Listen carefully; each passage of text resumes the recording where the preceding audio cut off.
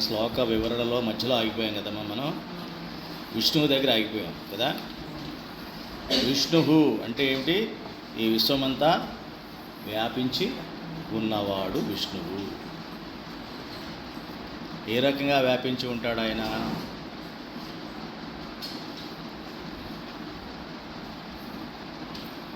ఏ రకంగా వ్యాపించి ఉంటాడు?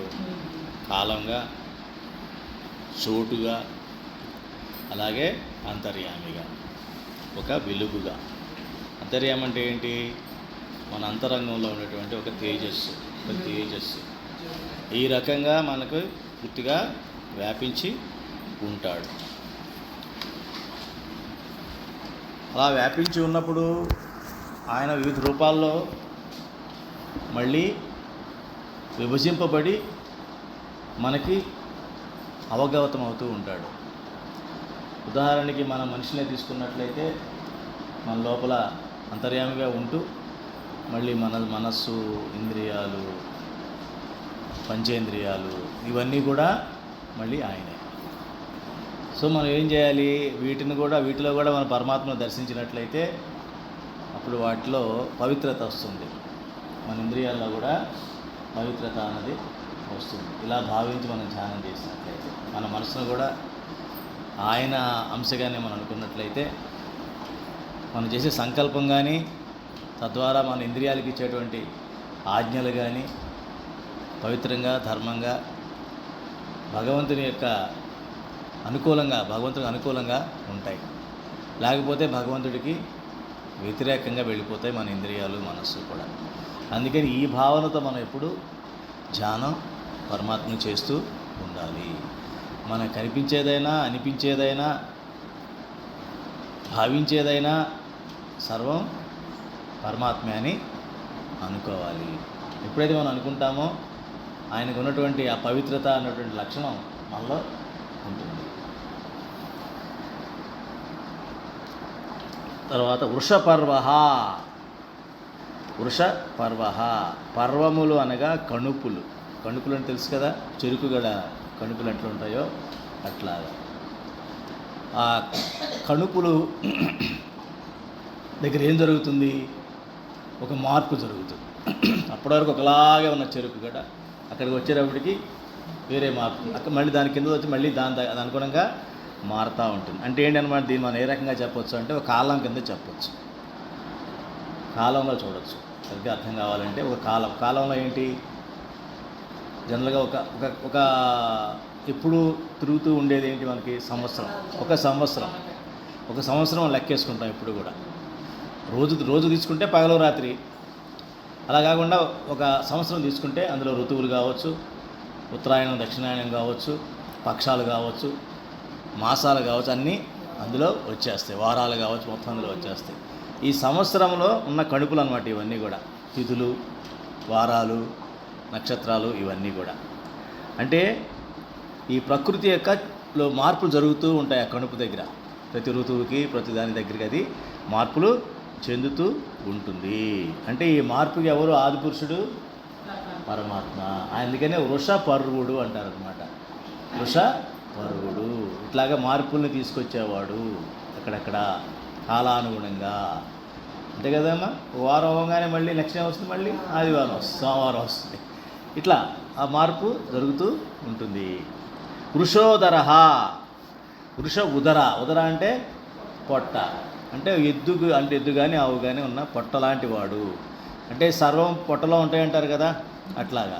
అంటే ఒక ఆకాశం మన పైనుంచి చూస్తే ఎలా ఉంటుంది? భూమి ఇలా రౌండ్గా ఉంటే ఆకాశం భూమిపైన బోర్లించినట్టు ఉంటుంది. వంకాయ మీద ఎలాగైతే పైన ముచ్చుకలాగా ఉంటుందో ఇది కూడా అట్లాగా ఒక భూమిపైన ఆకాశం ఇలాగా పెనం బోర్లించినట్టుగా ఉంటుందన్నమాట. అది అంటే సమస్తం ఆకాశంలోంచే పుడుతుంది. సమస్తం ఆకాశంలోంచే పుడుతుంది, అంతే కదా. అందుకని అటువంటి దాన్ని గోగర్భం అని కూడా అంటారు. ఏమంటారు? వృషోదర అన్న గోగర్భం అన్న ఒకటే. తర్వాత వర్ధనం అంటే ఏంటండి? వర్ధిల్లుతుందండి. అర్థం ఏమిటి? పెరుగుతూ ఉండడం. ఆ రకంగా రకరకాల జీవులు, రకరకాలటువంటి వృక్షజాతులు, రకరకాలుగా ఉన్నటువంటి సృష్టి అంతా కూడా ఆయనలోంచి వర్ధిల్లుతూనే ఉంటుంది, కానీ అది ఎప్పుడు ఆగదు. అది ఎక్కడైతే వర్ధిల్లుతూ ఉంటుందో, పెరుగుతూ ఉంటుందో, ఆ పెరుగుదల, ఆ వర్ధన అన్నది కూడా పరమాత్మ. ఇంత అనుకోవాలి మరి. అందుకే విష్ణు సహస్రనామం అంత గొప్పదైంది. ఎందుకని? దీనికి పగలు రాత్రి అనే భేదం లేదు, స్త్రీ పురుష భేదం లేదు, చిన్న పెద్ద భేదం లేదు, చదువు రాలేదు చదువు వచ్చిన భేదం లేదు. అనుభూతి చెందగలిగేటువంటి భావన మనలో ఉండగలిగితే అది చాలు. పెరిగే ప్రతిదీ భగవంతుడు అనుకుంటే ఎంత బాగుంది. అంతే కదమ్మా. పెరుగుతున్న పిల్లవాడిని చూసినా పరమాత్మ కనిపిస్తాడు, పెరుగుతున్న మొక్కను చూసినా పరమాత్మ కనిపిస్తాడు కదా. ఇట్లా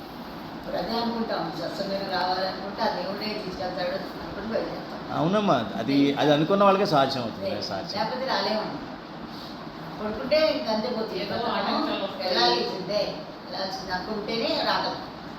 సత్సంగం ముఖ్యమైనదిగా పెట్టుకోవాలి. ఎండ కూడా భగవంతుడే అనుకోవాలి.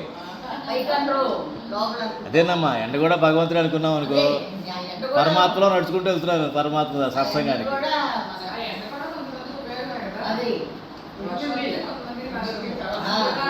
నష్టం ఎప్పుడు ఉండదమ్మా, మన భావంలో ఉంటుంది. నిన్న మనం చెప్పాం కదా, చదివాం కదా, మహన్ స్వామి మహారాజ్ ఏం చెప్పారు? ఏసీ లోపల ఏసీ ఉంటే బయట దీన్ని మనం పెద్దగా ఏం చేయదు. మొదట ముఖ్యంగా మనలో భావన, సంకల్పం. ఇప్పుడు మధ్యాహ్నం 2 గంటలకు మధ్యాహ్నంలో మీకు ఫ్లైట్ ఉంది, వెళ్ళరా?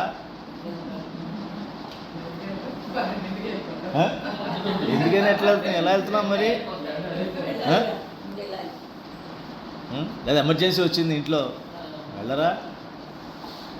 అంటే ఏంటంటే 2 రకాలుగా ఉంటాయమ్మా ప్రతిదీ కూడా జీవితంలో. అది పర్సనల్ డెవలప్మెంట్లో కూడా చెప్తాం. ఏ రకంగా అంటే మన ఎదురుగా ఉన్న పనుల్ని 4 రకాలుగా విభజించుకోవాలన్నమాట. 4 రకాలుగా విభజించుకోవాలి. Urgent, not urgent, important, not important. ఇలా 4 రకాలుగా విభజించుకోవాలి మన ఆలోచనలు కానీ మన పనులు కానీ. అప్పుడు మీకు ఆ పనుల్లో అందులో వేయాలన్నమాట. మనం ఏం చేస్తాం? తమో గుణం ఉన్నవాడు, రజోగుణం ఉన్నవాడు ఏం చేస్తారంటే దాన్ని అర్జెంట్ అయ్యేంత వరకు చేయరు. ఇప్పుడు ఎందుకు హాస్పిటల్స్ కిక్కిరిసిపోతున్నాయి, ఎందుకు గుళ్ళని కిక్కిరిసిపోతున్నాయి? ఆ లాస్ట్ మినిట్లో అమ్మో దేవుడికి కూడా పూజ చేయబోదు, కోపం వచ్చేస్తుంది, ఈ మధ్య పోలేదని లోన మన మనసే మనకి చెప్తూ ఉంటుంది. అనేటప్పుడు పరిగెడతాం. ఏమిటో బాధ విపరీతంగా పెరిగిపోయింది, ఇదో దేవుడు మన హాస్పిటల్కి వెళ్ళాల్సిందే అబ్బా అని అప్పుడు అనుకున్నాం అనుకో, అప్పుడు వెళ్తాం. ఇవన్నీ ఏంటి? అర్జెంటుకి వెళ్ళేంత వరకు మనం ఏ పని చెయ్యం. కానీ మన నిజంగా జీవితంలో అభివృద్ధి చెందాలి ఏ మనిషి అయినా సరే, ఇంక్లూడింగ్ ఆధ్యాత్మికత కూడా, ఇంపార్టెంట్ పనులు చేయాలి. ఇంపార్టెంట్ అంటే ఏంటంటే ఇప్పుడు నువ్వు అది చేయకపోవడం వల్ల వచ్చే నష్టం అయితే ఏం లేదు, కానీ భవిష్యత్తులో మీకు రావాల్సిన ఫలితం రాదు ఇది చేయకపోతే. ఆ ఇంపార్టెంట్ అన్న పని మనం చేయకపోతే భవిష్యత్తులో మీదైతే లక్ష్యం ఉందో ఆ లక్ష్యాన్ని మనం చేరుకోలేం. మనం ఏం చేస్తాం? అర్జెంట్ పనినే చేస్తాం. అర్జెంట్ అంటే ఏంటంటే అక్కడ మీరు లేకపోతే ఆ పని నడవదు. నేను ఉండాల్సిందే అక్కడ. మీకు జబ్బు చేస్తే మీరే కదా ఉండాలి, ఇంకెవరు ఉంటారు? అంతే కదా. పూజ చేయాలంటే మీరే వెళ్ళి కూర్చోవాలి కదా పూజ దగ్గర. అంటే ఏ రకంగా చూసినా కూడా మనం లేకుండా ఆ పని జరగదు. దాన్ని అర్జెంట్ పని అంటారు. ఇంపార్టెంట్ పని మీరే చేయాలి, కానీ చేయకపోతే వచ్చే నష్టం ఆ రోజుకి అయినటువంటి నష్టం అనిపించదు. కాబట్టి మనం దాన్ని చెయ్యం అని దాన్ని అలా ఆలోచన అదేమవుతుంది? ఎమర్జెన్సీకి వెళ్ళిపోతుంది. ఏదో జీవితంలో పెద్ద బాధ కలుగుతుంది, దాన్ని ఎలా తట్టుకోవాలో తెలీదు. ఏమిటి పెద్ద బాధ ఎందుకంటున్నానంటే, కొంత సత్సంగంలో కొంతకాలం ఉంటారు కాబట్టి కొంచెం తెలుసు కాబట్టి, ఇప్పుడు అక్కడెక్కడ విన్న మాట, అక్కడెక్కడ సూక్తి ముక్తావళి, ఇక్కడెక్కడ పొద్దున్నే ఏదో ఉండే సుప్రభాతాలు అన్నీ విని కొంచెం కొంచెం ఉంటుంది కాబట్టి కొంత తగ్గుతుంది. కానీ కొంతమంది చిన్న చిన్న సమస్యలకే పెద్దగా స్పందిస్తారు. దానికి కారణం ఏంటి? సత్సంగం లేదు వాళ్ళకి. సత్సంగంలో వాళ్ళ ట్రైనింగ్ కాకపోయేటప్పటికి మీకేం తెలిసిన నాకున్న సమస్యలు అంటుంటారు. కొన్ని కూర్చొని చెప్పడానికి ఉన్న సమస్యలు ఏంటంటే చెప్పేవి చాలా నాకు అసహ్యంగా అనిపిస్తుంది. చెప్పేవి ఇది సమస్య, ఇది సమస్య అని అంటారయ్యా దీన్ని అని మళ్ళీ అంటుంటాం. ఎప్పుడంటాం? సత్సంగంలో ఉండి ఇటువంటి భగవంతుని యొక్క భావనల దగ్గరగా ఉన్నట్లయితే మన బుద్ధిలో ఏంటంటారు నాచు పేరుకోకుండా షార్ప్గా ఉన్నట్టయితే మన బుద్ధి ఎప్పుడైతే మనం ఇంపార్టెంట్ పనులే చేస్తామో, ఏది అవసరం అదే చేస్తూ అలవాటు చేసుకుంటామో దాన్ని క్రమశిక్షణ అంటారు. రోజు వాకింగ్ చేయాలి, చేస్తూ ఉంటే కొంచెం పట్టు నరాలు అన్నీ కూడా బాగుంటాయి. రోజు కూడా మనం కొన్ని పనులు చేయాల్సినవి ఉంటాయి, అది చేయకపోతే నష్టమే లేదు. చేస్తూ పోగా కొన్ని రావాల్సినటువంటి అవాంతరాలన్నీ పక్కకి వెళ్ళిపోతాయి. కొన్ని విషయాల్ని మనం తట్టుకునే శక్తి మనకు తెలియకుండానే మనకి వస్తుంది. సడన్గా కింద కూర్చోమన్నారు, ఎక్కడో చోట వెళ్తే కూర్చోలేము. ఎందుకని? సాధన లేదు, వాకింగ్ లేదు. కింద కూర్చొని ఆసనం చేసిన అది కూడా ధ్యానం చేసుకునే ఆసనం అలాంటిది కూడా మనకు తెలియదు. పూజ కింద కూర్చొని చేయడం చేత కాదు. ఇప్పుడు చేయలే, కుర్చీలో కూర్చొని పూజ చేసుకున్నాం. ఇలా ఏదో నడుస్తుంటాయి. పూజలో మనం చెప్పాము, దండవస్త నమస్కారం చెప్పుకున్నాం, సాష్టాంగ నమస్కారం చదివాము, ఎప్పుడు చెయ్యం.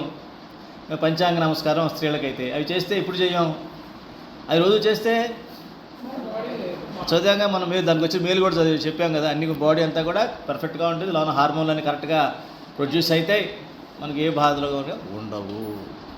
మరి ఇప్పుడు అది ఆ పూజ కానీ, ఆ సాష్టాంగం కానీ, ఆ దండవత్ ప్రాణాయామాలు కానీ ఇవన్నీ అర్జెంటా ఇంపార్టెంటా? ఇంపార్టెంటు. అందుకని అది ఎప్పుడూ చేస్తూ ఉండాలి. చేయకపోతే ఏంటి అని వితండవాదం ఆడితే ఏమీ ఉండదు. కానీ ఆ సమయం వచ్చినప్పుడు నీ శరీరం నీకు సహకరించదు, నీ బుద్ధి నీకు సహకరించదు, నిన్ను ఆందోళనలో పడేసి అదే ఆడుకుంటుంది.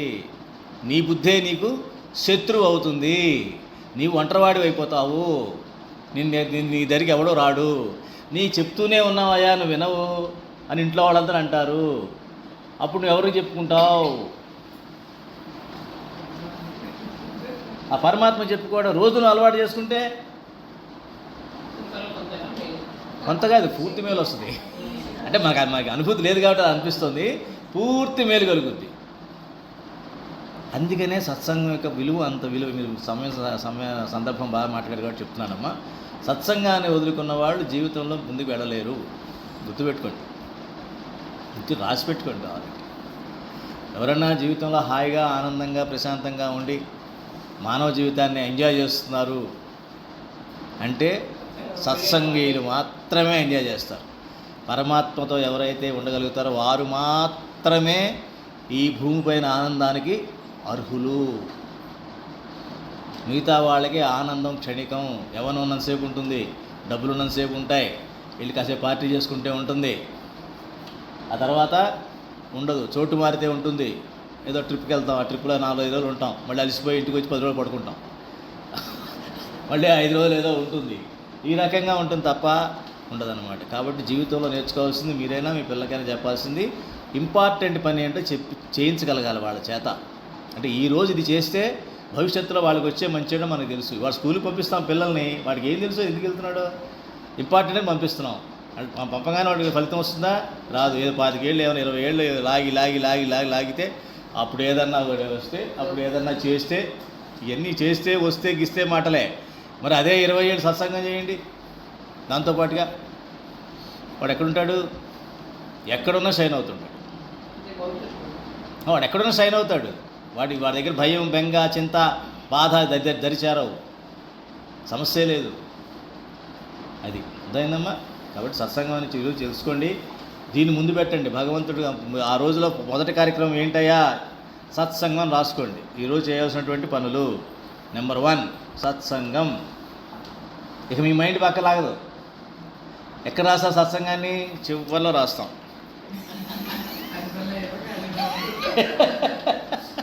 ఇన్ని పనులు ఉన్నాయండి, ఈ అయ్యాక అప్పుడు ఆలోచిద్దాం. ఇంకేంటి ఆలోచించేది? ఇది ఒక పక్క వెళ్ళిపోతుంది అలాగా, టైమే ఉండదు. కాబట్టి చాలా చాలా ముఖ్యమమ్మా.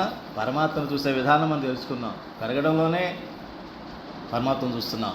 ఇప్పుడు మనం మాట్లాడుకున్న జ్ఞానం అంటారు దీన్ని. జ్ఞానమే పరమాత్మ. అవునమ్మా. క్రమశిక్షణ పరమాత్మ. ఎన్ని పరమాత్మే. ఎందుకని క్రమశిక్షణ పరమాత్మ ఎందుకు అయ్యాడు? ఆయన సృష్టి మొత్తంలో క్రమశిక్షణ ఉంది. ఒక బిడ్డ పుట్టాలంటే మానవుడికి 9 నెలలు గర్భంలో ఉండాల్సిందే ఆ జీవి, అవునా? ఒక మొక్క పెరగాలంటే దానికి ఇన్ని రోజులు, ఒక సంవత్సరం నడవాలంటే మన భూమి 365 రోజులు సూర్యుడి చుట్టూ తిరిగితే, ఒకసారి తిరిగితే అది ఒక సంవత్సరం అవుతుంది. ఇవన్నీ క్రమశిక్షణతో ఉన్నాయి కదా. ఎక్కడ క్రమశిక్షణ లేకుండా ఏమైనా ఉన్నాయా? లేవు. సో క్రమశిక్షణే పరమాత్మ. ఎప్పుడు పుట్టాలో ఎప్పుడు తీసుకెళ్ళిపోవాలో కూడా చెప్తాడు. అది కూడా క్రమశిక్షణే, అది కూడా పరమాత్మే. ఈ రకంగా మనం భావించినప్పుడు మనకు అలా ఉంటుంది. సో వర్ధమానః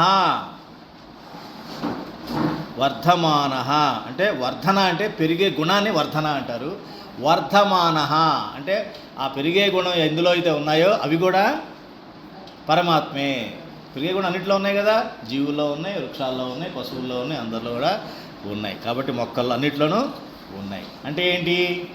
ఎలా వర్ధమానం ఎలా చెప్పాలంటే ఇక్కడ ఒక రకంగా చెప్పాలంటే ఒక్కొక్క జీవి ఒక్కొక్క దాని నుంచి ఇంకో దానికి వెళుతూ ఉంటుంది. ఉదాహరణకి మొక్కలు ఉన్నాయి. మొక్కలు ఏం చేస్తాయి? దేని మీద బతుకుతాయి? మనం చెప్పుకున్నాం. భూమిలోంచి ఖనిజాలు తీసుకుంటుంది, నీళ్లు తీసుకుంటుంది, పైనుంచి సూర్యుడిని తీసుకుంటూ తను వర్ధిల్లుతూ ఉంటుంది, పెరుగుతూ. ఆ రకంగా దాని యొక్క వర్ధన అన్నదాన్ని భగవంతుడు ఆ రకంగా దాంట్లో అరేంజ్మెంట్ చేశాడు. ఈ జంతువులు ఏం చేస్తాయి? ఆ మొక్కను తింటాయి. జంతువులు ఏదైతే ఇలా చేసుకున్నాయో ఆ మొక్కని తిని అవి బతుకుతాయి. అలాగా వర్ధన. మరి అట్లాగా మనిషి జన్మ. ఈ మనిషి జన్మ నుంచి ఇంకా మనం ఉత్తమంగా ఈ సత్సంగం ద్వారా ఇలా చేస్తూ పోతే ఊర్ధ్వలోకాలు, దేవతలు కావచ్చు, యక్షులు కావచ్చు, కిన్నెర్లు కావచ్చు, కింపురుషులు, ఏదన్నా మళ్ళీ అలా వృద్ధి చెందుతూనే ఉంటుంది. కాబట్టి మన భగవంతుడి యొక్క వృద్ధి అన్న దాంట్లో భాగం పంచుకోవాలి. వర్ధమానం అన్న దాంట్లో మనం భాగం పంచుకోవాలి. మనం తుంచుకోకూడదు. ఎప్పుడైతే మనం పరమాత్మ వ్యతిరేకంగా వెళ్తామో మనం పంచుకోకుండా ఏమవుతాం? తుంచుకుంటాం. ఎట్లా తుంచుకుంటాం? భగవద్గీతలో శ్రీకృష్ణ పరమాత్మ చెప్పినట్టుగా మనం మానవ జన్మ సరిగ్గా జీవించకపోతే మళ్ళీ మనుష్య జన్మ వస్తుందా? రాదు. అది తుంచుకోవడం. భగవంతుడికి వ్యతిరేక దిశలో ప్రయాణం చేస్తే జరుగుతుంది, అధో లోకాలకు వెళతాం. అది పరమాత్మ లేకపోతే వచ్చే నష్టము. పరమాత్మతో మనం లేకపోతే వచ్చే నష్టము, పరమాత్మను గ్రహించకపోతే వచ్చే నష్టము. అంటే మనం ఎప్పుడు కూడా వర్ధమానః అలా ఉండాలి. అంటే నేను ఎప్పుడు కూడా పెరుగుతున్న దిశలో ఉండాలి, కానీ ప్రయాణాన్ని ఉండకూడదు. ప్రతిరోజు నేను పోల్చుకోవాలి, నిన్నటి నుంచి ఈరోజు ఏమన్నా పెరిగానా అంటే బరువు కాదు, ఆధ్యాత్మికంగా నాలో ఏమన్నా ఆత్మానందం ఏమన్నా వస్తుందా, లేకపోతే ఏమిటి ఎక్కడ వేసిన గొంగళి అక్కడలాగే ఉందా, ఏమన్నా అసలు మార్పు అనేది ఉందా అన్న విషయం మనం గ్రహిస్తూ, ఎందుకు లేదన్న విషయాన్ని తెలుసుకుంటే అసంగంలో ఉంటున్నాను కానీ నా మనసు వెళ్ళి కుసంగంలో కూర్చుంటుంది, తెలిసిపోతుంది. అంటే బాడీ ప్రెజెంటు, మైండ్ ఆబ్సెంటు. అప్పుడు అర్థమవుతుంది, ఓహో మనసు నాతో ఆడుకుంటోంది, ఏదో ఒక మాట ఒప్పుకుంది, సరే నేను వెళ్తానన్నావుగా, వెళ్ళిసావు, ఎందుకంటే లిస్టులో ముందు రాసావుగా, కాబట్టి నేను కాదనలేను, సరే ఇల్లు అంటుంది. వచ్చి కూర్చుంటావు, కూర్చున్న తర్వాత ఇప్పుడు ఈ పని చెప్తానంటది. ఇక్కడ కూర్చుంటాం కానీ మైండ్ ఎక్కడికి వెళ్తుంది? ఎక్కడికో వెళ్ళిపోయింది. మబ్బుల్లో ఉన్నాయి, వర్షాలు వస్తున్నాము, బయట బట్టలు ఆరేసాం, తీసేసారో లేదో అని మీరని కాదమ్మా, నేను జనరల్గా చెప్తున్నా, మనసు విషయం చెప్తున్నా. అదేం లేదు, ఏజ్ ఏమీ లేదు, మనసుకి ఏది లేదమ్మా. ఏకాగ్రత. మనకు మనసుకి ట్రైనింగ్ ఏమి ఇచ్చుకోవాలంటే ఏదమ్మా లేదు, అదేం లేదు అమ్మా, వయసుకి సంబంధమే లేదమ్మా. మీ వయసు పెరిగే కొద్దీ మనసును ఏం చేయాలి? సున్నా చేయాలి. అవ్వట్లేదంటే అర్థం ఏంటి? నా శరీరం బలహీనం అవుతుంది, మనసు బలం అవుతుంది అంటే నష్టపోయేది ఎవరు? మనసు పరిగెట్టలేము. దానికి మీరు చెప్పండి, ఒప్పుకుంటా. మనసు పరిగెట్టిస్తుంది కానండి, వయసు కదండి పరిగెట్టలేము. అక్కడ అప్లై అవుతుంది అది. ఇక్కడ పరిగెట్టాల్సిన పని లేదు, మనసుని సున్నా చేయాల్సిన పని ఇక్కడ. అర్థమైందమ్మా? కాబట్టి మనసును సున్నా చేయడం ఒప్పుకోదు అది. మీరు అన్నట్టుగా మన మీద వ్యతిరేకంగా నన్ను చేస్తావు నువ్వు అంటదనమాట. దాని ట్రైనింగ్ ఎలా ఇవ్వాలి? సత్సంగంలో కూర్చున్నప్పుడు శ్రవణం చేయాలి, వినడం కాదు. మనం ఏం చేస్తాం? వినడం అలవాటు అయిపోయింది మనకి. ఈ మధ్య టీవీలు వచ్చాక, ఫోన్లు వచ్చాక వినడం మాట్లాడడం ఈ రెండే పనులు. దీని పనే లేదు, మనసుకు పనే లేదు అసలు. గట్టిగా మాట్లాడితే ఆ మనసును కనుక మనం ఇక్కడ కట్టేస్తే, దానికి ట్రైనింగ్ ఇచ్చినట్టు ఏమవుతుందంటే మనం మాట్లాడము వినడము రెండు కూడా తగ్గిపోతాయి. ఎందుకని? మనసుకి ఎలాగో భగవంతుడు దయ వల్ల మనసుని పక్కన పెట్టాం. ఎందుకని? ఈ మాటల్లో వినడంలో మనసు కూడా పెద్ద పని లేదు దానికి కూడా. నెమ్మదిగా ఈ రెండు తగ్గిపోతాయి. ఇప్పుడు సత్సంగంలో మనం ఉన్నప్పుడు ఏం జరుగుతుందంటే, భారం అంతా భగవంతుడి మీద వేస్తాం కదా. వేసినప్పుడు మనకు ఎటువంటి బెంగ ఉండకూడదు. ఏది చేసినా ఆయన చిత్తమే. ఇక్కడ కూర్చోబెట్టినోడు అన్నీ ఆయన చేసుకోలేడా? మనకెన్నో చరిత్రలు తెలుసు. భగవంతుడు నమ్ముకున్న వాడి యొక్క పొలాలు కూడా భగవంతుడు దున్నేసేసి పంట పండించేసిన దాఖలాలు మనకి ఎన్నో భక్తుల ఇళ్లలో చూసాం మనం. వాడు పొలం పని చేయకపోతే వాడు ఏడు పక్కన కూర్చొని కీర్తనలు పాడుకుంటుంటే పొలం ఆటోమేటిక్గా పెరిగిపోయింది, కోతలు అయిపోతున్నాయి, అన్నీ తీసుకెళ్ళి ఇంట్లో కూడా పడేసినటువంటి కథలు మనం ఎన్నో విన్నాం, భక్తుల కథలు. కానీ దాని మీద మనం నమ్మకం పెట్టుకుంటే మనకు కూడా మనసు నమ్మితే ఆ పని చేస్తుంది. నమ్మకపోతే మనసు చేయదు. ఎవడో ఎప్పుడో ఒకటి చేశాడు, ఇప్పుడు చేద్దామా పాడా అంటుంది. మనకు అలవాటు కదా అన్నీ కూడా అట్లా. అది వివిక్త అంటే అంటే వివిక్త అంటే ప్రత్యేకత అని అర్థం. తనకు తాను ప్రత్యేకంగా ఉన్నాడు, అన్నిట్లోనూ ఉన్నాడు, కానీ తనకు తాను చూస్తే మళ్ళీ ప్రత్యేకంగా ఉన్నాడు. దేనికి తను అంటాడనమాట. అన్ని వేషాలు వేస్తాడు, కానీ తనకు తానుగానే ఉంటాడు. వివిక్త అంటే అదనమాట. అంటే ఏంటనమాట? ప్రత్యేకత కలిగి ఉన్నవాడినే మనం భగవంతుడు అని అంటాం. అంతేగాని ప్రత్యేకత లేని వాడిని మనం భగవంతుడు అని అనం. కాబట్టి మనం కూడా భగవంతుడి లక్షణాలు మనం కూడా పొందిపరుచుకుంటే మనం కూడా ప్రత్యేకంగా కనిపిస్తాం. మనం కూడా ప్రత్యేకంగా కనిపించాలంటే భగవంతుడి లక్షణాలని మనం ఆపాదించుకోవాలి. భగవంతుడి లక్షణాలు ఆపాదించుకోవాలంటే భగవంతుడి స్మరణ, నామజపం, భగవంతుడి యొక్క పూజ, భగవంతుడి ఎదుర వందనం చేయడం, అలాగే భగవంతుడి యొక్క కీర్తనలు మన భజన చేయడం, భగవంతుడి యొక్క లీలలను మనం ఇప్పుడు పఠించడం, భగవద్భక్తులతోనే ఎక్కువగా కలిసి మాట్లాడడం, వినడం చేస్తూ ఉంటే అది సాధ్యమవుతుంది. శృతి సాగర.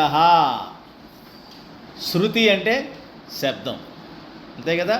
మన యొక్క వేద వాంగ్మయం చూసినట్లయితే శృతులు, స్మృతులు అంటారు. రెండు రకాలుగా విభజిస్తారు. శృతి, స్మృతి. స్మృతి అంటే జ్ఞాపకం పెట్టుకొని చెప్పడం. శృతి అంటే శబ్దం. అంటే వినగా చెప్పిందనమాట. శృతులు అంటే ఏంటి? ఒకళ్ళు చెప్తే ఇంకోళ్ళు విన్నారు, మళ్ళీ వీళ్ళు ఇంకోళ్ళు చెప్తే వాళ్ళు విన్నారు. అట్లాగా వేదాలు అట్లాగే వచ్చినాయి కదా. అందుకే వాటిని ఏమంటారు? అపౌరుషేయాలు అంటారు. అపౌరుషేయాలు అంటే ఎవరో ఒక మనిషి చెప్పింది కాదు, పరమాత్మే. ఈ ఋషులు దర్శనం చేస్తే ఆ స్థాయికి వెళితే వాళ్ళకి అవన్నీ దర్శనం అయినాయి. అప్పుడు వాటన్నిటి కూడా వాళ్ళు గుర్తుపెట్టుకొని రాయలా. ఎక్కడ?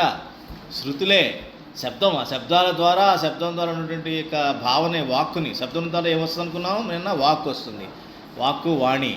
దాన్ని వాళ్ళు పట్టుకొని దాన్ని వాళ్ళు ఇంకొకరికి అందించడం జరిగింది. అందుకని శృతి అంటే శబ్దం. ఫస్ట్ శబ్దం అదే కదా. మొత్తం సృష్టి అంతా వ్యాపించున్నది ఏంటి? శబ్దమే, ఓంకారం. Very good. ఫస్ట్ వచ్చింది ఓంకారం. దాన్నే నెమ్మదిగా వాక్కు కింద మారింది. ఎప్పుడైతే ఈ శబ్దం వాక్కు కింద మారిందో దాన్నే శృతి విద్య అంటారు. ఏమంటారు? శృతి విద్య. ఏం జరిగింది ఈ శృతి విద్యలో? ఒకళ్ళు మాట్లాడింది ఒకళ్ళు చెప్పింది ఇంకోళ్ళు వింటున్న క్రమంలో ఏం జరిగింది?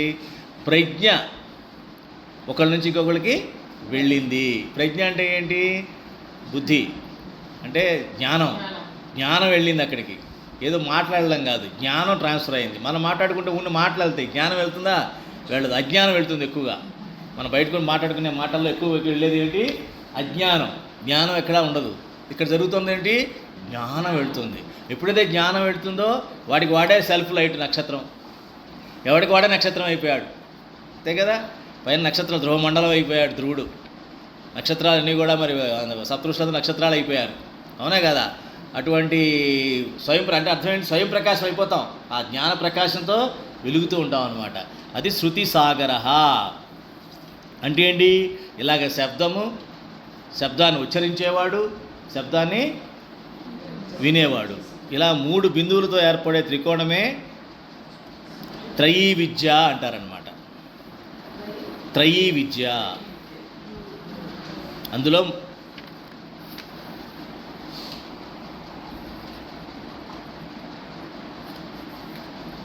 ఈ రకంగా వాక్కు ఇంకొక వ్యక్తిలోకి ప్రశ్నించడం వలన, మళ్ళీ అక్కడి నుంచి ఇంకో వ్యక్తిలో ప్రశ్నించడం వలన అప్పుడు ఏమైంది? సృష్టి అంతా ఒక వెలుగు కింద అయిపోయింది. దాన్ని ఏమన్నాం? జ్ఞాన ప్రకాశం. ఎక్కడైతే జ్ఞానం ఉండదో దాన్ని మనం ఏమంటాం? చీకటి అంటాం. జ్ఞానం లేని చోట ఏమంటాం? చీకటి. ఆ చీకటి పేరేంటి? అజ్ఞానం. అజ్ఞానం అనే అంధకారంలో ఉన్నారు వాళ్ళు అంటాం. ఈ అజ్ఞానం అనే అంధకారంలో ఉన్న వాళ్ళకి జ్ఞానం అందడం లేదు. జ్ఞానం అందాలంటే ఏం చేయాలి? సత్సంగాలకి రావాలి. వచ్చినప్పుడే ఆ జ్ఞానం అందుతుంది. ఆ జ్ఞానం అంటే ప్రకాశం అందుతుంది వాళ్ళకి. ఆ వెలుతురులో ఎవడో లైట్ వేస్తే మనం అందులో ఎత్తుక్కోవాల్సిన పని మనకు ఉండదు. మనమే మన వెలుతురుగా ఉంటాం. మన ప్రశ్నకి మన దగ్గరే సమాధానం ఉంది. మనం వేరే వాళ్ళని, అనర్హులని, కుసంగుల్ని మనం మన ప్రశ్నకు సమాధానం గురించి మనం వాళ్ళని ఆశ్రయించాం. మనకే బుద్ధి ప్రకాశంతో మన జ్ఞానం మనకి వస్తుంది. చూసారా, ఒక్క శ్లోకంలోనే మనకి ఎంత పరమాత్మ యొక్క భావాలు ఎంత వచ్చాయో ఏమా ఆనందంగా లేదు? అది విష్ణు సహస్రంలో గొప్పతనం. అందులో గొప్పతనం మనం ఆస్వాదిస్తున్నాం. చెరుకు ముక్కలు అలా నమిలితే ఎంత జ్యూస్ వస్తూ ఉంటుందో అటువంటి పరమానంద స్థితిలో మనం ఈరోజు ఉన్నాం. చదవండి తర్వాత శ్లోకం.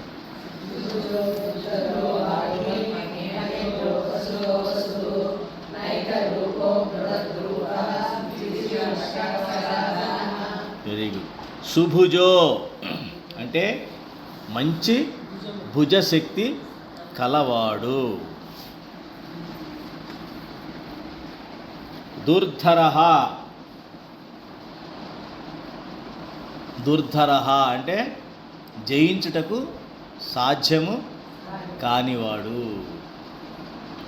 వాగ్మి అంటే మంచి వాక్కు మరియు భాష కలిగినవాడు.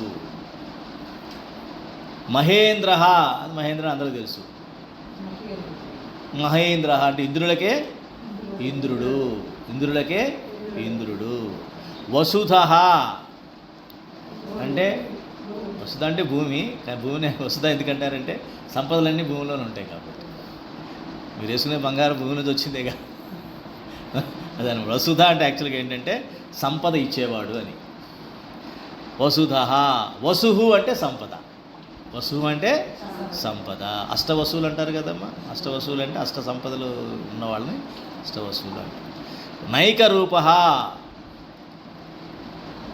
అనేక రూపములుగా ఉన్నవాడు. బృహద్రూప.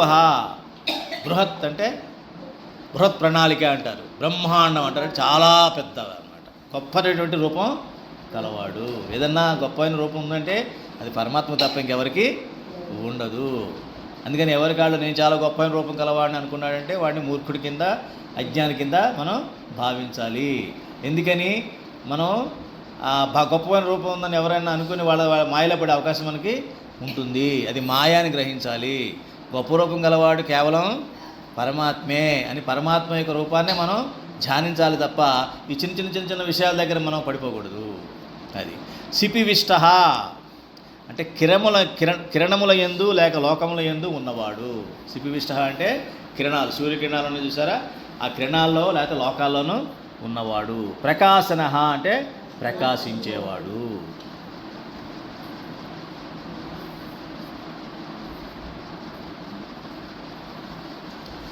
సుభుజ అన్నాడు. మంచి భుజశక్తి కలవాడు. అంటే చెడు భుజశక్తి కూడా ఉంటుందా? భుజశక్తి. ఎందుకు భుజశక్తి చెప్పారు ఇక్కడ? ఇప్పటివరకు మనం చదువుకున్నది సంకల్పం గురించి చెప్పుకున్నాం కదా. సిద్ధిదహ అని చదువుకున్నాం మనం. అంటే సంకల్పం ద్వారా సిద్ధించడం అప్పుడు మాట్లాడుకున్నాం. మొత్తం సంకల్పం చెప్పుకుంటే సరిపోతుందా? సంకల్పాన్ని మనం ఆచరించాలి కదా, కార్యరూపం దాల్చాలి కదా. కార్యరూపం దాల్చడానికి ఏం కావాలి? శక్తి కావాలి. మరి భుజశక్తి అని ఎందుకన్నారు ఇక్కడ? భుజము శక్తి ఎందుకంటే జబ్బలు దరిచాడు రావాడు అంటారు. అంటే ఛాలెంజ్ చేస్తాడు అనమాట.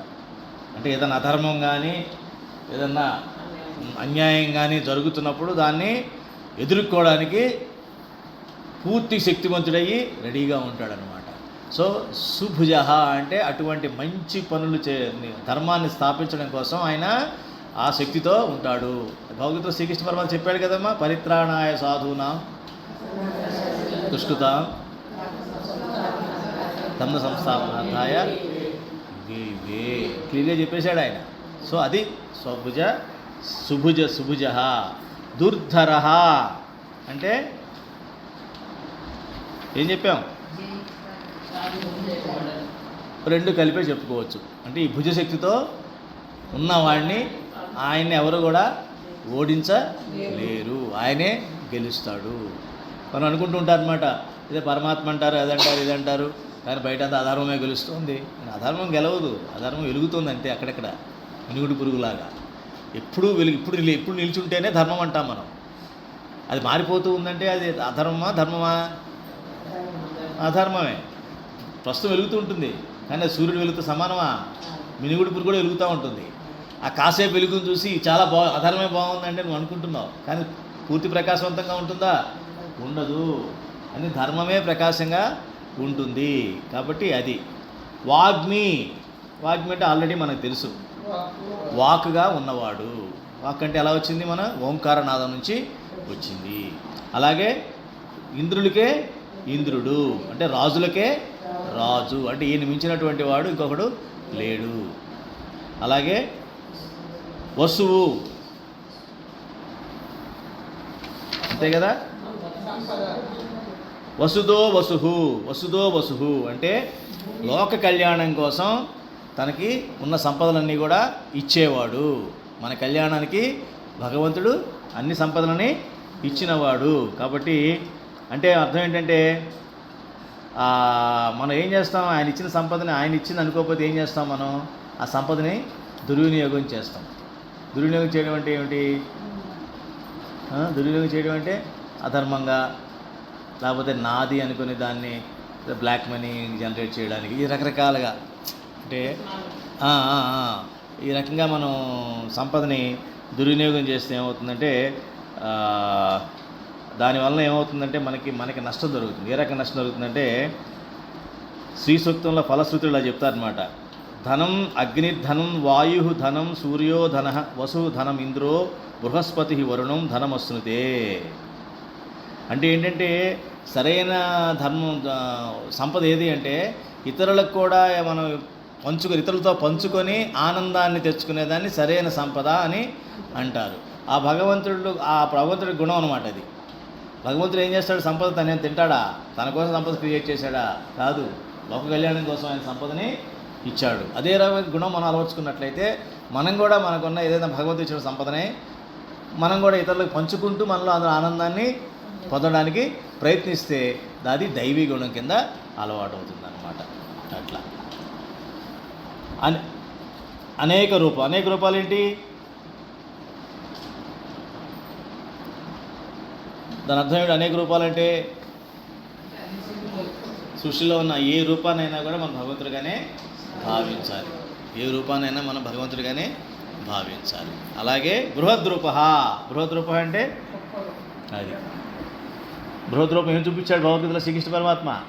విశ్వరూపం చూపించాడు. అలా భావించాలి. ఆయన బృహద్రూపం ఏమిటి?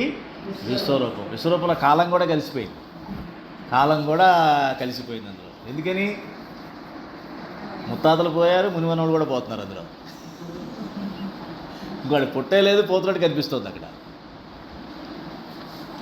అది కాలాన్ని కూడా చూపిస్తుంది. పళ్ళ కింద వాటి కింద వీటి కింద అందరూ నలిగిపోతూ ఉంటారు వాళ్ళంతా. విశ్వరూపం మళ్ళీ ఒకసారి గుర్తు తెచ్చుకోండి. అది బృహద్రూపం అనమాట. పరమాత్మ యొక్క రూపం, పరమాత్మ యొక్క రూపంగా భావించాలి దాన్ని. అది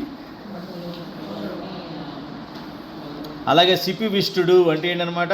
ఈ లోకాలన్నిటికీ కూడా తనే కిరణాలై ఉన్నవాడు.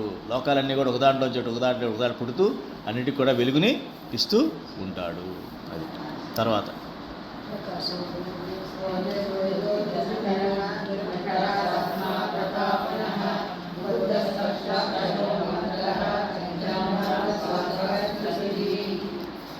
ఓజహ అంటే ఓజస్సు, తేజ అంటే తేజస్సు, జ్యుతిధర, జ్యుతి అంటే కాంతి, జ్యుతిధర అంటే కాంతిని ధరించినవాడు, ప్రకాశాత్మ, ప్రకాశమైనటువంటి ఆత్మని కలిగినవాడు, ప్రతాపన, ప్రతాపన అంటే తప్పించేలా చేసేవాడు, తపన కలిగించేవాడు, తపనని కలిగించేవాడు, వృద్ధ, వృద్ధ అంటే వృద్ధి, వృద్ధి అంటే వృద్ధి పొందేవాడు, పెరిగేవాడు, పెరుగుదల గలవాడు, స్పష్ట అక్షర అంటే అక్షర రూపమైన వాడు. అక్షర రూపం అంటే ఏంటమ్మా? అక్షరము అంటే నశించడం, అక్షర అంటే నశింపనివాడు, మంత్ర శబ్దముల వలన వ్యక్తమగు వెలుగు. మంత్రం అంటే మనం చెప్పుకున్నాం కదా, మనం మంత్ర మహిమ చెప్పుకున్నాం, మనం మంత్రం యొక్క మహిమ చెప్పుకున్నాం, అది వెలుగు. చంద్రాంశు చంద్రుని కిరణము, భాస్కర జ్యుతి సూర్యుని కిరణము, అది ఈరోజు చెప్తున్నది. తేజస్సు ఎన్ని రకాలుగా మనకి ఫస్ట్ మనకు వచ్చే తేజస్సు ఎక్కడి నుంచి వస్తుంది? మొట్టమొదటిగా మనకి సూర్యుడు, అలాగే రాత్రి అయ్యేటప్పటికి చంద్రుడి కిరణాలు, చంద్రుడి కిరణాలతోనే ఔషధులన్నీ పెరుగుతాయి. మొక్కలన్నీ ఇప్పుడు పెరుగుతాయి, పగలా రాత్రి? రాత్రి. ఔషధులన్నీ కూడా రాత్రి చంద్రకిరణాలతో జరుగుతూ ఉంటాయి, అది తెలుసుకోవాలి. ఇక్కడ ఏంటంటే మన పరమాత్మని ఓజస్సుగా, తేజస్సుగా, వెలుగును ధరించిన వాడిగా, వెలుగుతున్న ఆత్మగా, వెలుగు యొక్క ఆత్మగా, తపింపచేయవానిగా, అక్షరమైన సృష్టి రూపముగా వృద్ధి పొందువానిగా, మంత్రములన్నిటికీ బీజమైన ఓంకారంగా, చంద్రుని వెన్నెల సూర్యుని వెలుగుకు తానే అయిన వానిగా ధ్యానము చేయవలెను. ఓజస్సు అంటే ఏంటంటే ఓంకారం వలన పుట్టినది. ఓజస్సు అంటే ఓంకారం వలన పుట్టినది. ఓంకారం వలన ఏం పుట్టింది? వాక్కు వచ్చింది. ఈ వాక్కు ఇది కలిపి ఏమైనాయి? ఇందాకే చెప్పుకున్నాం పోయిన శ్లోకంలో, ఒకళ్ళ నుంచి ఒకళ్ళకి అది శబ్ద రూపంలో, వాక్కు రూపంలో శృతిగా వెళ్ళింది. శృతిగా వెళ్ళింది ఏమిటి యాక్చువల్గా? జ్ఞానం. ఎక్సలెంట్, బాగా ఫాలో అవుతున్నారు. ఇది సత్సంగం ఫాలో అవడం అంటే జ్ఞానం. దాన్ని ఇంకో పదం ప్రజ్ఞ. సో ఇది ఓజస్సుగా మారింది అంటే ప్రజ్ఞగా వెళుతోంది. అది ఈ ప్రజ్ఞ జ్ఞానం వల్లనే మన గుండె కొట్టుకున్నా, లేదు ఒక ఆత్మ ఒక తల్లి గర్భంలోకి వెళ్ళి రూపాన్ని సంతరించుకుంటున్నా, అంతే కదా, ఒక ఆత్మ కదా ముందు ప్రవేశించేది. తర్వాత తనకు రూపాన్ని కాళ్ళు చేతులు గుండె అన్నీ కూడా తయారవుతూ ఉంటాయి మానవ రూపం రావడానికి. అట్లా జరిగిదంతా కూడా అదే ఓజస్సు వలన జరుగుతోంది. తేజస్సు అదే నెమ్మదిగా మనకి తేజస్వినామహం అంటే ఏంటనమాట? అది ఎప్పుడైతే పూర్తి రూపాంతరం చెందుతుందో, ఎప్పుడైతే మనకి ఓజస్సుగా మన లోపలికి చేరుతుందో, తర్వాత మనం అది తేజస్సుగా ప్రకాశిస్తుంది. అంతే కదమ్మా. సత్సంగం ప్రస్తుతం మీరు ఏం చేస్తున్నారు? ఇది కూడా ఒక శృతే, శబ్దం వింటున్నారు. ఆ శబ్దం వింటూ ఇది ఓజస్సు అనుకోండి, దీన్ని మీలో ఒక రకమైన జ్ఞాన ప్రకాశం వస్తుంది, అది తేజస్సుగా మారుతుంది. అందుకని ఎప్పుడైతే తేజస్సుగా మారుతుందో అది ఆ తేజస్సుని మనం పరమాత్మగా భావించాలి. ఎప్పుడు అదే తేజస్సులో మనం ఉండేలాగా పరమాత్మని ప్రార్థించాలి. నాలో తేజస్సు ఎప్పుడు కూడా సడలకూడదు, నాలో తేజస్సు ఎప్పుడు కూడా మసకబారకూడదు పరమాత్మ అని చెప్పేసి మనం అనుకున్నట్లయితే ఆ తేజస్సే మనలో, భగవంతుడు ఎప్పుడు మనతోనే ఉంటాడు. ఎప్పుడు మనతోనే ఉండేటప్పటికి అది ఎదుటి వాళ్ళు బాగా గ్రహిస్తారు. ఏమిటి మీరు ఎప్పుడు అలాగే ఉంటారు, ఇంకెలా ఉండాలి? వాళ్ళకి ఎప్పుడు సీరియల్లా కనిపించాలి. ఒకసారి ఏడుస్తూ, ఒకసారి కోపంగా, ఒకసారి ఇంకో రకంగా కనిపిస్తే వీడు బతుకున్నాడు రా అనుకుంటాడు వాడు. లేదు ఎప్పుడు ఒకలాగా ఉంటే ఏమిటి ఎప్పుడు ఒకలాగే ఉంటారు ఏంటండి అంటే, మరి నిత్యము శాశ్వతమైంది ఎప్పుడు ఒకలాగే ఉంటుంది, అశాశ్వతము మారుతుంది ఎప్పుడు ఒకలాగా ఉండదు, రూపాలు మార్చుకుంటూ ఉంటుంది. అంతేనా? అప్పుడు ఏమవుతుందండి, మీరు అన్నట్టు ఎక్స్క్యూజులు వచ్చేస్తాయి. వయసు కదండి అంట, రకరకాలుగా చెప్తూ ఉంటాం. కురతనం కదండి, వాళ్ళకి కురతనం అంటాం. వయసు వచ్చాక మళ్ళీ వయసు కదండి అంటాం. దేనికి అదే చెప్పుకుంటూ వెళ్ళిపోతే ఇంకెప్పుడు శాశ్వతమైన దాన్ని మనం అందుకుంటాం. ఇది ఇది మామూలు అండి, శరీరానికి ఉన్నది మామూలే, ఇది నడుస్తూ ఉంటుంది, దీన్ని అవడబెట్టుకున్నాడు, దాని నడుస్తుంది. నేను ఇది కాదుగా, దాని అది ప్రయాణం చేయనివ్వండి, ఇది నేను కాదుగా అని విష్ణు సహస్రనామం వెళుతున్నాగా, మీరు సత్సంగం చెప్తున్నారుగా కాదని. అది కాదు మనం, నేను ఓజస్సుని తేజస్సుని అమ్మా అని ఎప్పుడైతే నా భావం నాకు ఉంటుందో, భగవద్గీత రాయమంటే రాస్తున్నారు చక్కగా, మంచి మంచి రోజు వాడు రాస్తున్నారు, మీరు రాస్తున్నారు. అందులో అన్నీ చెప్పే ఇవే కదా, నేను ఆత్మగా ఉండాలి, ప్రకాశించాలి, భగవద్గీతలో చెప్పింది అన్నీ కూడా. ఆ భావాన్ని ఎప్పుడు మనం అందిపుచ్చుకోవాలి. చిన్న చిన్న ఆందోళనలు వచ్చినా కూడా ఈ భావన మిమ్మల్ని ఏం చేస్తుందంటే గట్టిగా కూర్చోబెడుతుంది. అవి వస్తాయి పోతాయి, డోంట్ వరీ. తుఫాన్ వస్తుంది, గాలి వస్తుంది, మేఘాలు వస్తాయి. మేఘం వచ్చింది, ఎందుకు ఇది వస్తాయి, మేఘాలు వస్తాయి, వర్షం వస్తుంది అంటే వస్తుంది, గాలి వస్తుంది, ఎండ వస్తుంది, దాన్ని నువ్వెందుకు చలించిపోతావు? ఆ ధర్మం ఆడిపోతున్నాయి, దాని గురించి మనకెందుకు చింత? మానేసి వాటి గురించి బెంగ ఎందుకు పెట్టుకుంటున్నాం మనం?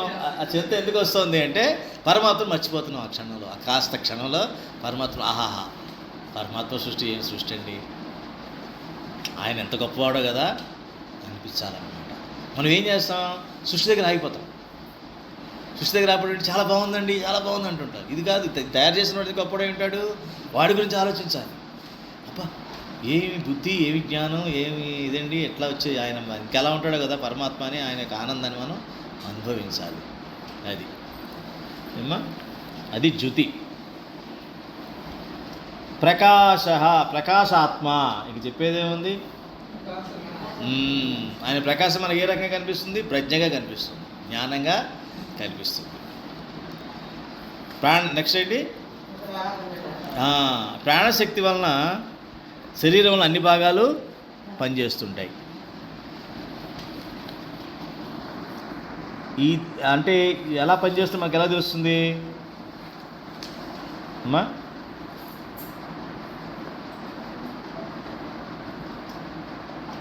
తర్వాత అది కదా మనకి ప్రతాపన కదా,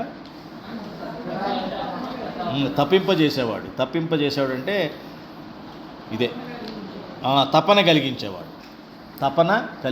ఎట్లాగా? మనలో జ్ఞానం ప్రవేశించింది, ప్రజ్ఞ ప్రవేశించింది, ఆ తర్వాత దాన్ని మనం ఆచరించడానికి మనలో రకరకమైనటువంటి శక్తిని, అంటే ఒక ఏమంటారు, తపనని మనకి కలిగిస్తుంది అన్నమాట, కలిగించేవాడు. ఆ తపన కలగలేదు అంటే మీలో జ్ఞానం పూర్తిగా ప్రవేశించలేదు అని అర్థం. అంతే కదమ్మా. స్టవ్ మీరు వెలిగించారు, అందులో నిప్పు ఫైర్ అగ్ని రావట్లేదు అనుకోండి, పైన మీరు ఏం చేయాలన్నా చేయగలుగుతారా? కూరగారు ఏం చేయలేరు కదా, అవునా కదా? మీరు ఏదో వెలిగించాలనుకుంటున్నారు కానీ అక్కడ వెలుగు లేదు. అలాగే వెలుగు వచ్చాక కూర ఉండకపోతే వేస్ట్, అవునా? అలాగే మీలో ప్రజ్ఞ బుద్ధి, మంచి ప్రజ్ఞ వచ్చింది, జ్ఞానం వచ్చిన తర్వాత దాన్ని మనం తపన కింద మార్చుకుంటే ఆ తపన ద్వారా మనం దాని ఫలితాన్ని, సిద్ధిని పొందుతాం. మళ్ళీ ఆ సిద్ధి కూడా పరమాత్మే అని పోయిన శ్లోకాల్లో మనం చదువుకున్నాం కదా, సిద్ధిదహ అని చెప్పి చదువుకున్నాం కదా. కాబట్టి అది కూడా పరమాత్మే. అంటే ప్రతి దాంట్లోనూ పరమాత్మ చూసుకుంటూ వెళితే ఒక రకమైన ఆనందంగా ఉంటుందన్నమాట. ఇప్పుడు పిల్లాడు ఉన్నాడు, పడుకున్నప్పుడు పిల్లాడే, తింటున్నప్పుడు కూడా పిల్లాడే, ఆడుకుంటున్నప్పుడు కూడా పిల్లాడే. వాడు ఎంజాయ్ చేయమా? వాడు పడుకున్నప్పుడు కూడా వాడిని చూసి ఆనందపడుతుంటాం, పసిపిల్లాడిని. వాడు తింటున్నప్పుడు ఆనందపడతాం, వాడు అక్కడ మట్టిలో ఆడుకుంటున్నా సరే ఆనందపడతాం. ఏమిటిది? అవునా కదా? ఎందుకు ఇలాగ అన్నిటికీ పడిపోతున్నాం ఏమిటి? అది పరమాత్మ యొక్క విష్ణు సహస్రం చూడాల్సిన పద్ధతి అది. ఆయన ఏం చెప్పినా ఏంటి, ఎక్కడ ప్రతి దాంట్లోనూ పరమాత్మ చూడటం అంటే ఉదాహరణ అదనమాట. అట్లా అనుకోవాలి. అక్షరము అంటే నశింపనివాడు, అది మనకు తెలిసిన విషయమే. చంద్రకిరణాలు, సూర్యకిరణాలు, ఇది కూడా మనకి తెలిసిన విషయమే. నెక్స్ట్ శ్లోకం.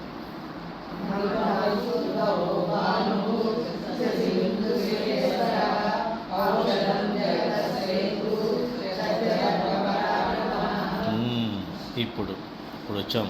సత్యధర్మ పరాక్రమ. అమృతాంశోద్భవ. అమృతం నుంచి అంశ నుంచి ఉద్భవించినవాడు, అమృతాంశం నుంచి ఉద్భవించినవాడు. తర్వాత భాను, భాను అంటే సూర్యుడు, సూర్య కిరణాలు వంటివాడు. శశి బిందు, చంద్రుని యందు బిందువుగా ఉన్నవాడు, చంద్రుడి యందు బిందువుగా ఉన్నవాడు. సురేశ్వర అంటే దేవతలకి అధిపతి. ఔషధం స్వస్థత కలిగించేది. ఔషధం అంటే ఏంటి? స్వస్థత కలిగించున్నది. జగత సేతు, లోకములకు ఒక సేతు. సేతు అంటే ఏంటి? ఒక వారధి లాంటి వాడు. సత్యధర్మ, సత్యం చేత ధర్మము చేతను పరాక్రమ, జయించువాడు. అంటే ఇప్పుడు మనకి చంద్రుడి కిరణాల వల్ల అమృతం వస్తుందంటారు జనరల్గా. సూర్యుడి కిరణాల వల్ల రాదు. ఇప్పుడు కూడా చంద్రుడి కిరణాల్లోనే అమృతం వస్తుంది. ఎప్పుడైనా సరే ఔషధాలు తయారు చేయాలన్నా, ఇట్లాంటి అమృతం లాంటి ఏదైనా తయారు చేయాలన్నా కూడా రాత్రి సమయంలో చేస్తారు. వెన్నెల, పౌర్ణమి అవి చూసుకుని ఆ సమయంలో చేస్తుంది. దానికి కారణం అదనమాట. అంత పవర్ ఉంటుంది దానికి. కాబట్టి భగవంతుడిని చంద్రుని అమృత కిరణంలో నుండి పుట్టిన వాణిగా, అది అమృతాంశోద్భవ అంటే అర్థం. భగవంతుని చంద్రుని యొక్క అమృత కిరణముల నుండి పుట్టిన వాడిగా, సూర్యుడి వలె ప్రకాశించు కిరణముల కలవానిగా, చంద్రుడను బిందువుగా, చంద్రుడనే బిందువుగా, దేవతలకు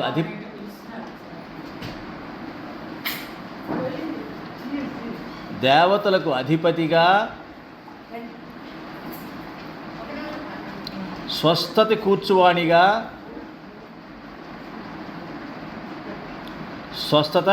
కూర్చువానిగా, అన్ని లోకములకు తీరమైన వానిగా, సత్యము చేతను లోకములన్నీ ఆక్రమించువానిగా ధ్యానము చేయుము.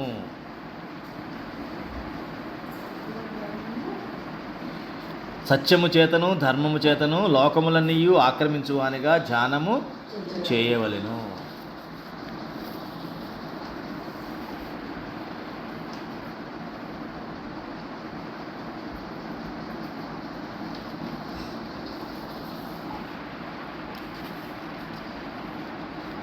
అంటే ఏంటి? చంద్రుడి వల్ల మనకేమొస్తున్నాయి? సమస్తం వస్తున్నాయి. ఈ చంద్రుడి యొక్క ఖనిజాలు, ఇప్పుడు మొక్కలు ఉన్నాయి, మొక్కలు రాత్రిపూట బాగా యాక్టివ్గా పనిచేస్తాయి. అంటే ఏంటి? భూమిలోంచి ఖనిజాలన్నీ తీసుకుంటాయి. మినరల్స్ అంటారు ఇంగ్లీష్లో. మినరల్స్ అన్నీ తీసుకుంటూ ఉంటుంది, వాటర్ తీసుకుంటూ ఉంటుంది రాత్రిపూట. పగలేమో సూర్యరశ్మి తీసుకొని, సూర్యరశ్మి వల్ల ఉపయోగం ఏమిటి? సూర్యరశ్మి ఇస్ నథింగ్ బట్ మన స్టవ్ అగ్ని అంతే. స్టవ్ వెలిగించినట్టే. అంటే రాత్రి తీసుకున్న అన్నీ కూడా ఆ వేడిలో అది ప్రిపేర్ చేస్తూ ఉంటుంది అన్నమాట. అంటే సమస్తం ఎప్పుడు వచ్చింది? చంద్రకిరణాలతోనే అన్నీ కూడా సాధ్యమవుతూ ఉంటాయి. ఆ తర్వాత సూర్యకిరణాలతో అది ప్రాసెస్ అంతా, ఆ క్రియ అంతా జరుగుతుంది. అప్పుడు చంద్రుడనే బిందువుగా, చంద్రుడిని ఒక బిందువుగా మనం భావించాలి. అలాగే దేవతలకు అధిపతిగా. ఎందుకని దేవతలకు అధిపతులుగా అన్నాం? ఈ అన్ని క్రియలు జరగాలంటే ప్రతిదానికి ఒక అధిపతి ఉంటాడు కదా. ఎవరు? వాయుదేవుడు. అవునా?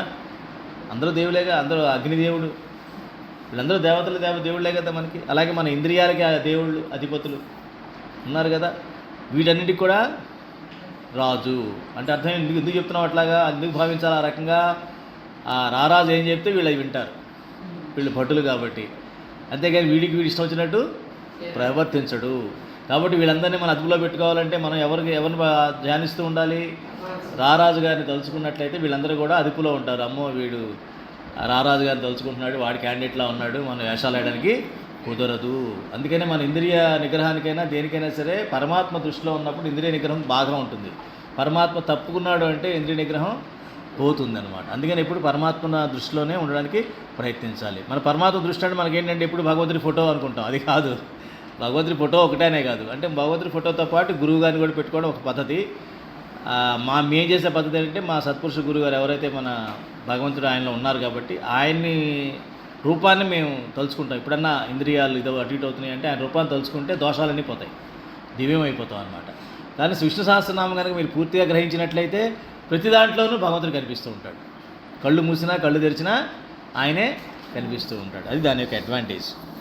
ఇక్కడ ఆపేద్దామమ్మా, 5 అయిపోయింది అమ్మా. ఏకాగ్రత కదా, ఆయన గుణాలు ఉన్నాయి చూసారా, ఆయన గుణాలు మనకు వస్తాయి. ఎట్లా అంటే ఏం లేదమ్మా, చిన్న ఉదాహరణ. పసిపిల్లని చూసారనుకోండి, మీ మనసులో ఎటువంటి భావాలు కలుగుతాయి? ఆ? హాయిగా ఆనందంగా ఉంటుంది. ఎందుకు? ఏముంది అక్కడ? వాళ్ళు ఇంకా మాయ అన్నది వాళ్ళు చొరబళ్ళ. వాడికి మాయ వాడికి ముట్టుకోలేదు. భగవంతుడు ఇంకా ఉన్నాడు అక్కడ. అంటే ఆ ఇంద్రియాలన్నీ కూడా మాయకి పడలా. ఇంకా వాడు ఇంద్రియాలోలుడు అవలా. ఇంకా వాడు భగవంతుడి ధ్యానంలోనే భగవంతుడిగానే ఉంటాడు. అర్థమైందమ్మా? అలాగే సత్పురుషులు ఉన్నారనుకోండి, వాళ్ళు భగవంతుడిని అఖండంగా వాళ్ళలో ఉంటాడనమాట. ఎందుకుంటాడు? వాళ్ళ లక్షణాలన్నీ కూడా భగవంతుడి లక్షణాలు ఉంటాయి. క్షమ, దయ, ఓర్పు, మంచితనం, ప్రేమ, ఇన్ని ఏది తీసుకోండి, భగవంతుడి యొక్క పరాక్రమము, ఏదైనా చెడుని చూస్తే చెడు దూరంగా పారిపోవడము, ఇవన్నీ కూడా వాళ్ళలో ఉంటాయి. సో ఎప్పుడైతే ఆయన్ని మనం ఊహించుకుంటామో, ఆయన మనసులో పెట్టుకుంటామో, ఈ దోషాలు ఏది మన చుట్టుకి రావు. చెడు భావాలు కానీ, దోషాలు కానీ, దెయ్యాలు, భూతాలు లాంటివి మన దగ్గరికి చేరవు. అది ఉదాహరణ చెప్పుకుంటాం అనమాట. అంటే కాకపోతే ఏంటంటే ఇప్పుడు జరుగుతుంది, ఎందుకని మనం కూడా దేవుడిని పెట్టుకుంటాం కదండి, దేవుడిని తలుచుకుంటాం కదని అంటాం. కానీ ఏం జరుగుతుందంటే, ఆ ప్రత్యక్ష దైవాన్ని తలుచుకుంటేనే మనకి ఆ శాంతి వస్తుంది. విగ్రహాలు చూస్తే అంత రాదు, ఎందుకంటే అది పరోక్షం. దానికి కూడా చాలాసార్లు మీకు ఉదాహరణ చెప్పా. మేము ముత్తాత గారు ఎంత గొప్ప జమీందారైనా ఇవాళ ఆయన ఫోటో మిమ్మల్ని స్పందింప చేయదు, చూస్తుందా? అదే ఇప్పుడున్న మీ నాన్న జమీందారు అనుకో, అంటే జమీందారు డబ్బుల విషయంలో కాదు, చాలా మంచివాడు, ఊళ్ళో పలుకుబడి ఉన్నాడు, చాలా గొప్పవాడు అనుకోండి, ఆయన్ని చూడంగానే మీకు ఒక రకమైనటువంటి భావం త్వరగా వస్తుంది. వీడికన్నా 100 రెట్లు గొప్ప ఆయన ముత్తాత అయినా కూడా మనకు అంత అనిపించదు, ఫోటోలో ఉంటాడు కాబట్టి ఆయన. కాబట్టి ఏమంటారంటే, ప్రకట భగవంతుడు ఎవరైతే ఉన్నారో ఆయన దృష్టిలో పెట్టుకుంటే త్వరగా అవుతుంది, కానీ పరోక్షమైన భగవంతుడి కొంతే వస్తుంది, కానీ పూర్తిగా రాదు. ఎందుకని? ఈయన మనం చూస్తూ ఉంటాం, వింటూ ఉంటాం. ఆయన్ని మనం చూస్తూ ఉంటాం, వింటూ ఉంటాం, కానీ ఆయన గురించి వినాలంటే చదవాలి, సత్సంగానికి రావాలి, ఆయన లీలలు చదవాలి, ఆయన భగవద్గీత ఆయన చదువుతూ ఉంటే, ఆయన చూస్తూ ఉంటే ఈ రెండు కనెక్ట్ చేసుకుంటూ అలవాటు అవుతుంది. కానీ దానికన్నా ప్రత్యక్షంగా సత్పురుషుడులో పరమాత్మ ఎవరైతే ఉన్నారో ఆ సత్పురుషుడు చేయి మనం పట్టుకుంటే మనకి ఈజీ అయిపోతుంది అనమాట. అందుకే అంటారు, ప్రత్యక్ష భగవంతుడిని మనం ఎక్కడుంటే అక్కడ మనం తీసుకోవాలి అని చెప్పేసి. ఓకే అమ్మా. యదక్షర పదభ్రష్టం.